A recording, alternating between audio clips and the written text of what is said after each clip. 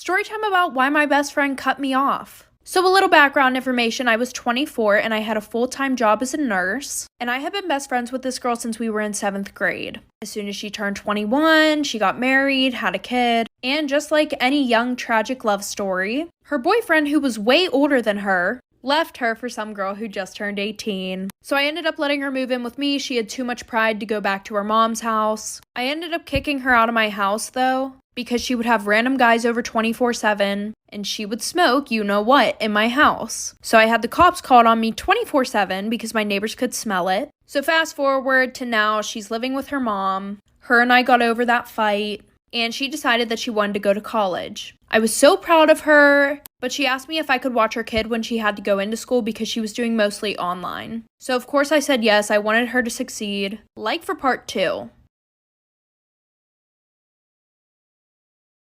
Part 2 about why my best friend cut me off. So like I said, she finally decided to go to college. Me being super happy for her, I would watch her kid whenever she would have to go into school. Well, the one night I'm making dinner and her kid's in the living room, I'm in the kitchen, and I go into the living room to tell him that dinner is ready. And I see my dog backed up into a corner and him with a fire poker literally poking my dog. I wouldn't even call it poking, he was pretty much trying to stab my dog. My dog has its ears back, it's shaking with anxiety. So I go over and I rip it out of his hands and I smack his fingers. And I tell him, we do not do that to the dog. Like, what is wrong with you? So my friend comes, picks him up. A few days later, she comes to drop him off again. And she says, hey, can I talk to you? I already knew what it was about, so I was expecting this. She was like, Gavin told me that you hit him last time he was here. And I was like, yeah, he pretty much was stabbing my dog. And then she's like, oh, well, you know, he doesn't mean any harm. He plays with the dogs like that at home. Like, okay, sis, this story time about how I tried to stick up for this kid on the bus, but it got me suspended. So a little background information, I was 12 and in 7th grade. So it was a Wednesday, and when school ended, I got on the afternoon bus. And there was this boy named Josh that I was friends with. So I went and I sat next to him on the bus. After like 5 minutes of us waiting for the bus driver to get back on the bus, this boy named Kai that everybody loves for some reason comes over and rips me out of the seat. After that, he sits down next to Josh and starts punching him and screaming at him. So I grab this kid by his book bag, rip him out of the seat, and I sit next to Josh. I put my headphones in, plug in my phone, and this kid grabs the phone, throws it at the front of the bus. And there weren't any adults on the bus at this time because our bus driver was using the bathroom. And I didn't go up and get my phone because I knew that if I moved, this kid was probably going to hurt Josh again. So then this kid starts trying to punch me. So I punch him in the stomach. An adult comes on the bus, finally, like for part 2.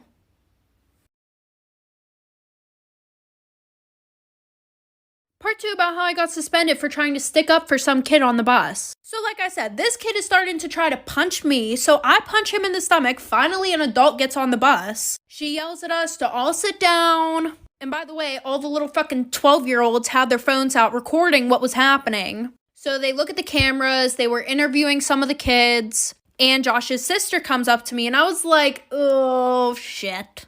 Hopefully, she's not gonna yell at me. I don't know why she would, but still. She was like, hey, I just wanted to say thank you for sticking up for my brother. So then after a little bit, I hear my name get called on the speaker. Kai, Josh, and I were all called down to the office. All of our parents were there. Kai got a 3-day suspension, and I got a 3-week suspension. Even though I literally had scratches all over my freaking arms, and Kai didn't even have a bruise on him. Well, my mom, being the boss-ass bitch that she is, she told the school that if they went through with my suspension, she would call the news and tell them that my school was letting kids get away with bullying. Part 2 about when I caught my stepdad abusing my mother. So like I said, we all moved in together. My mother was super happy. And I had a job. My best friend would come and pick me up after this job. And I would usually get off work around 7 p.m. Well, around this time, James would have already been at work. He usually started work at like 6 o'clock. But every time that I would come home, my mother would be crying in her bedroom. So I ended up telling my best friend about it, and she said that she would come and get me early the next day from work so that way we could possibly see what was happening while I wasn't there. So fast forward the next day, Kayla comes and gets me early from work. She pulls around the corner and we walk to my house because they would have seen her car if we parked on the street. I quietly unlock the door. My best friend and I go upstairs. We hear my mom screaming in pain. And the bedroom door was wide open. He was hitting my mother. So I kind of whispered to my best friend to take a video while I called the cops. He ended up going to jail, got a restraining order, and now my mom and I are living in a new house. Story time about the girl who left me unconscious in the girls' bathroom. So a little background information. I was pretty young at the time. I was in 7th grade and I was 11 years old. And there was this girl who we're gonna call Jenna. Jenna hated me for absolutely no fucking reason. She would bully me because I had red hair, and she would text me literally every day at the same time, telling me to off myself and how I was weird and how nobody liked me. One day she randomly started being nice to me. She sat with me at lunch and her water bottle was empty, and she asked if I needed mine filled up too. Stupidly, I said yes. Well, she ended up putting drugs in my water bottle. After like 20 minutes, I started feeling sick, so I went to the bathroom, and I was kneeling over the toilet when everything went black. Well, when I didn't come back from the bathroom, my teacher got worried, so she sent security looking for me. They were banging on my stall. Obviously, I was fucking unconscious, so I didn't answer. So then they called the fire department, the police, the ambulance were all there. Like for part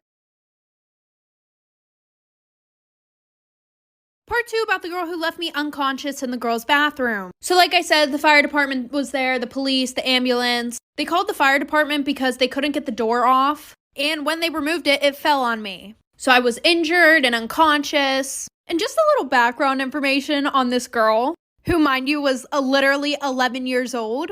She had a 3 criminal record and was recently in prison for 5 days, or juvie, whatever the heck you want to call it, because she brought a knife to school and tried to stab some kid who had called her fat the day before. Anyways, back to the story. I wake up 4 days later. My mom's sitting next to me. They put Abby in jail for 13 years for suspicion of attempted murder, and she was kicked out of school. And now I'm homeschooled and failing all my classes. I now have seizures because of the drugs that she gave me. So yeah.